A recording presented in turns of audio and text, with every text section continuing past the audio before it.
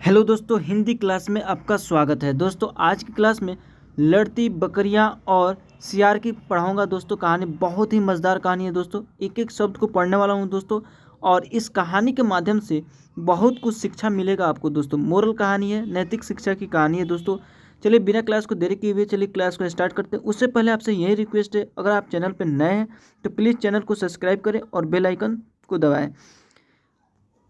लड़ती बकरियां और सियार। बकरी है जो आपस में लड़ती रहती है, उनका किस्सा है, उनका कहानी है। ठीक है। बहुत समय पहले की बात है। एक जंगल में किसी बात को लेकर दो बकरियों के बीच झगड़ा हो गया। इस झगड़े को वहाँ से गुजर रहा एक साधु देख रहा था। बहुत पहले की बात है, दो बकरी थी, वो आपस में लड़ाइयाँ कर रही थी, झगड़ रही थी। वह झगड़ा एक साधु उसी रास्ते से गुजर रहा था तो उसने देखा।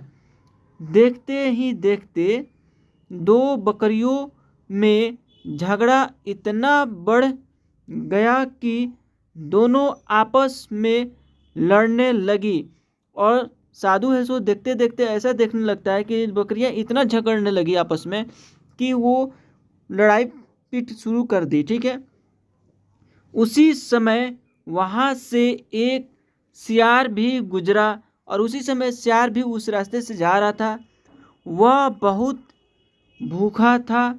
जब उसने दोनों बकरियों को झगड़ते देखा तो उसके मुंह में पानी आ गया।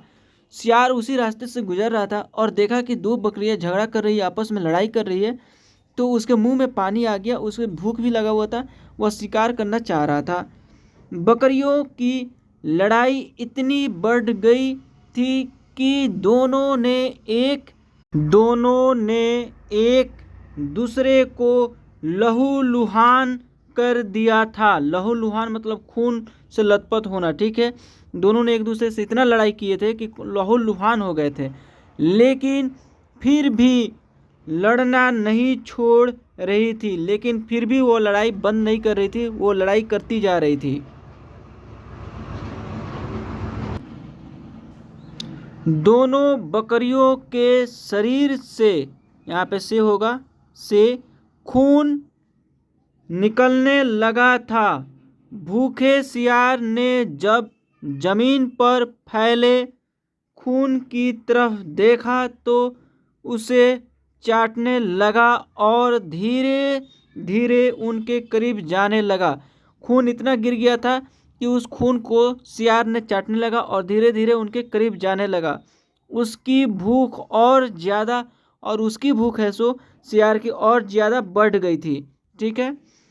उसके मन में आया कि क्यों न दोनों बकरियों को मारकर अपनी भूख मिटाई जाए। और इसके विचार आया कि क्यों न शिकार किया जाए, इन दोनों बकरियों को मार करके अपने भूख को मिटा दिया जाए। वहीं दूर खड़ा साधु यह सब देख रहा था। जब उसने सियार को दोनों बकरियों के बीच जाते हुए देखा तो सोचा कि अगर सियार इन दोनों बकरियों की और करीब गया, और सियार अब साधु है सो देख रहा था और सोचने लगा कि अगर ये बकरी के करीब और गया सियार तो उसे चोट लग सकती है, यहाँ तक कि उसकी जान भी जा सकती है। साधु अभी यह सोच ही रहा था कि सियार दोनों बकरियों के बीच पहुंच गया। बकरियों ने जैसे ही उसे अपने पास आते देखा तो दोनों ने लड़ना छोड़कर उस पर हमला कर दिया। और बकरियां हैं सो दोनों अपनी लड़ाई बंद कर दी और सियार पे ही हमला कर दी। अचानक हुए हमले से सियार अपने आप को संभाल नहीं सका और चोटिल हो गया और उसे चोट लग गया सियार को। वह किसी तरह से अपनी जान बचाकर वहाँ से भागा, और किसी तरह से अपनी जान बचाकर वहाँ से भाग जाता है। ठीक है। सियार को भागता देख बकरियों ने भी लड़ना छोड़ दिया और अपने घर लौट गई और वहाँ से अपने घर लौट गई, अपन आपस की लड़ाई छोड़ दी।